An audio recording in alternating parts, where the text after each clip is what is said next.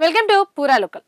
కాంగ్రెస్ పార్టీలో ఏ ముఖ్యమంత్రి ఎన్ని రోజులు ఉంటారో వారికే తెలియదని 2029లోనూ సీఎంగా ఉంటానడం హాస్యాస్పదంగా ఉందని, రేవంత్ రెడ్డికి ఆయన ఫ్యూచర్ తప్ప తెలంగాణ ఫ్యూచర్ అక్కర్లేదని బీఆర్ఎస్ రాష్ట్ర కార్యదర్శి జీవన్ రెడ్డి విమర్శించారు. జగిత్యాల్లో సమావేశం నిర్వహించి సీఎం రేవంత్ రెడ్డిపై ఘాటు వ్యాఖ్యలు చేశారు.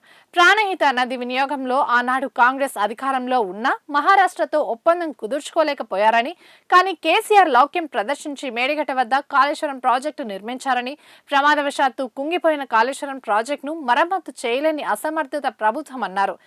అసమర్థత ముఖ్యమంత్రి సిగ్గుపడాలన్నారు. సీఎంతో మాట్లాడడానికి మధ్యవర్తి ఉండడం చూస్తేనే పరిస్థితి ఏంటో అర్థమవుతుందన్నారు. అయితే తెలంగాణను ఎండపెట్టి పోలవరానికి సీఎం రేవంత్ రెడ్డి వంతు పాడుతున్నారని విమర్శించారు. పాలమూరు రంగారెడ్డి ప్రాజెక్టు పనులు 10% పూర్తి చేసి కాలువ నిర్మిస్తే వినియోగంలోకి వస్తుంది, కానీ తట్టెడు మట్టి కూడా ఎత్తిపోయలేదని విమర్శించారు. సీఎం రేవంత్ రెడ్డి ప్రాజెక్టు పనులు పూర్తి చేయకపోతే ఓట్లు అడిగే నైతిక హక్కు కూడా లేదని విమర్శించారు. రేవంత్ రెడ్డి ఎన్ని కుట్రలు చేసినా వచ్చేది బీఆర్ఎస్ ప్రభుత్వమే అని జీవన్ రెడ్డి ధీమా వ్యక్తం చేశారు. ఇప్పుడు రాష్ట్రంలో కాంగ్రెస్ ప్రభుత్వం ఏర్పడి 30 మాసాలు గడిచిపోయిందా? 30 మాసాలంటే 3 వర్కింగ్ సీజన్. ఇప్పుడు 24, 25, 26 మన ప్రధానంగా వర్కింగ్ సీజన్స్ ఏదైతుందో మనకు జూన్ వరకే పనులు చేసుకునే అవకాశం ఉంటుంది.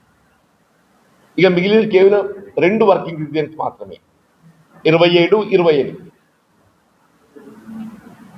ఇలా రాష్ట్రానికి సంబంధించి సాగునీటి రంగాన్ని పూర్తిగా నిర్లక్ష్యం చేసి తెలంగాణ రాష్ట్రానికి సంబంధించి ప్రధాన ప్రాజెక్ట్స్ ఏదైతుందో ఒకటి ప్రాణహిత నదీ జలాల వినియోగం ప్రధానమైతే, రెండవది పాలమూరు రంగారెడ్డి కృష్ణా నదీ జలాల వినియోగం.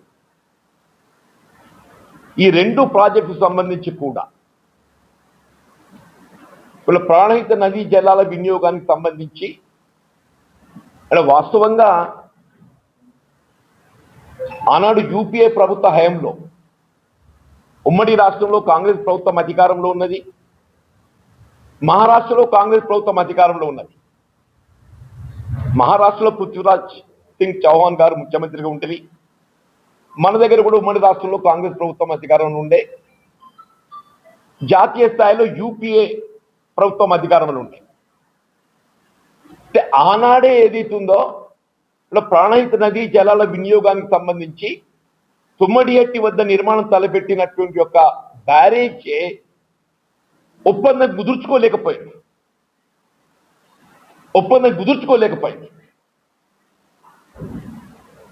కేవలం కాలువల నిర్మాణం మాత్రం చేపట్టబడడం జరిగింది.